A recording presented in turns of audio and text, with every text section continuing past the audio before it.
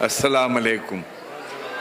میرے لیے یہ نہایت اعزاز کی بات ہے کہ میں آپ کے درمیان دو خوشیوں کے موقع پہ موجود ہوں۔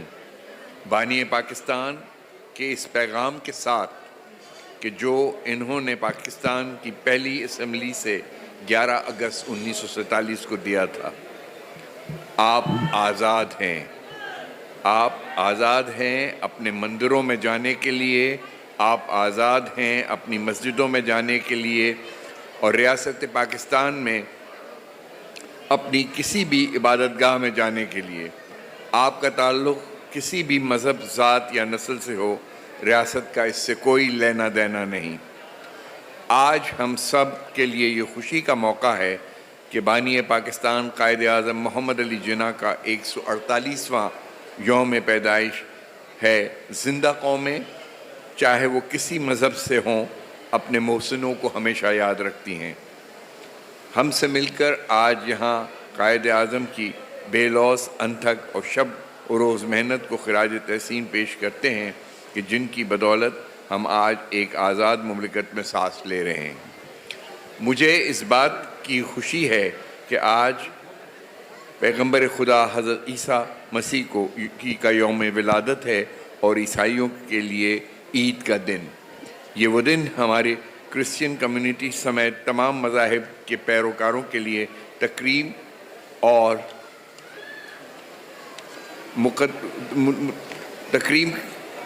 قابل تکریم اور مقدس دن ہے۔ میں سندھ اور پاکستان بھر کے لوگوں کو کرسمس ڈے کی مبارکباد پیش کرتا ہوں۔ کرسچین کمیونٹی کو یہ کہوں گا کہ ہم سب آپ کی خوشیوں میں برابر کے شریک ہیں۔ اس ملک میں بسنے والی اقلیتیں ہماری تہذیبی اقدار اور ہماری ثقافتی رویوں کی بدولت قیام پاکستان میں قربانیوں میں پیش رہی ہیں۔ مجھے خوشی ہے کہ میں نے یہ اقلیتی امور کی وزارت ایک ایسے شخص کے سپرد کی ہے جس کی زندگی بلا تفریق مذہب و رنگ و نسل، حقوق انسانی کی جدوجہد سے مسلسل عبارت ہے۔ میرے لیے کسی اعزاز سے کم نہیں کہ آج میں arts council of Pakistan Karachi میں علم، ادب و فن اور ثقافت سے جڑے ان ممبران کے درمیان موجود ہوں جنہوں نے احمد شاہ کی بصیرت افروز قیادت میں اپنے فعال ثقافتی سرگرمیوں کو پوری دنیا میں ملک کا نام روشن کیا۔ آرٹس کونسل نے ہماری تہذیبی ورثے کی حفاظت کی ذمہ داری اٹھائی ہے۔ موسیقی، اداکاری، نقاشی، مصوری، ادب، الغرض، فکر و فن اور ہنر سے منسلک سوسائٹی میں بسنے والے ہر فرد کو بلا تفریق مذہب، صنف، لسانیت اور علاقائیت کو مضبوط کیا ہے۔ جس طرح فنکاروں اور ادیبوں کو ان کے فن کو منفرد شناخت کے ساتھ سماجی تحفظ دیا ہے، وہ بلا شبہ قابل رشک ہے۔ اس حقیقت سے کون انکار کرے گا کہ تہذیبی ثقافتی اقدار کے فروغ سے سماج میں سماجی انصاف و امن و سلامتی پھولتا اور پھلتا ہے۔ یقیناً وہی معاشرہ امن کا گہوارہ بن سکتا ہے جہاں ثقافت پروان چڑھ رہی ہو۔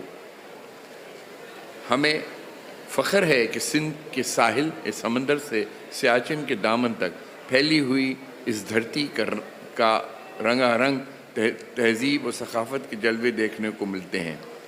اگرچہ ہم بری معاشی اور سماجی صورتحال سے دوچار ہیں، مگر اس کے ذمہ دار بحیثیت مجموعی ہم خود ہیں۔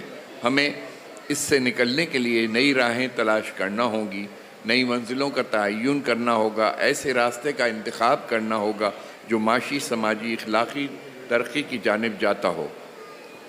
اس کا حل پاکستان نے بہت پہلے بتا دیا تھا، جس پر عمل پیرا ہونے کی اشد ضرورت ہے۔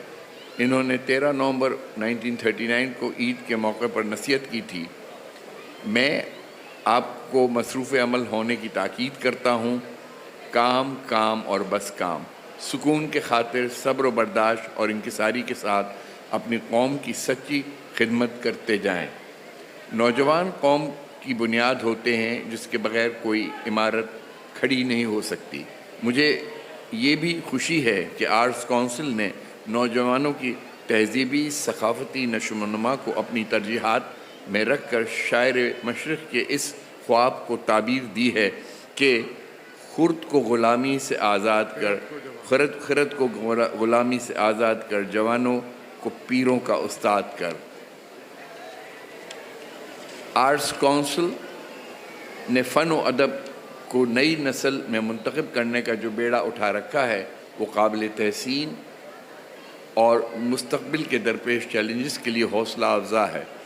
فنکار اور علم و ادب سے جڑے لوگوں قوموں کا ورثہ تخلیق کرتے ہیں۔ دنیا میں وہی قومیں زندہ کہلاتی ہیں جو تہذیب یافتہ ہوں۔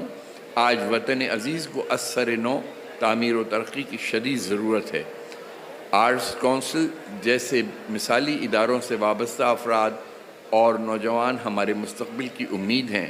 مجھے قوی یقین ہے کہ یہ نوجوان ملک و قوم کے لیے کچھ نہ کچھ ایسا ضرور کریں گے کہ ہم بھی صف اول کے تہذیب یافتہ قوموں میں اپنا کھویا ہوا مقام حاصل کر لیں۔ پاکستان پائندہ باد۔ شکریہ۔ Thank you.